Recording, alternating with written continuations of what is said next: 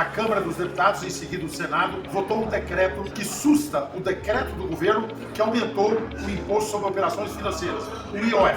Achei que foi muito correto, trabalhei para que isso acontecesse. Quando o governo anunciou a elevação desse tributo, mais uma taxação, eu me posicionei imediatamente contrário. Agora é olhar para frente. Nós queremos o equilíbrio fiscal, mas nós queremos que ele não seja buscado simplesmente aumentando a arrecadação, mas tendo uma política de diminuição dos gastos públicos. O equilíbrio é importante, não abrimos mão de fazer isso. Qualquer outra narrativa que diga que estamos arriscando, trazendo estabilidade, não tem coerência com aquilo que está sendo praticado. Nós queremos consistência, queremos equilíbrio, mas ela tem que ser buscada de uma outra forma.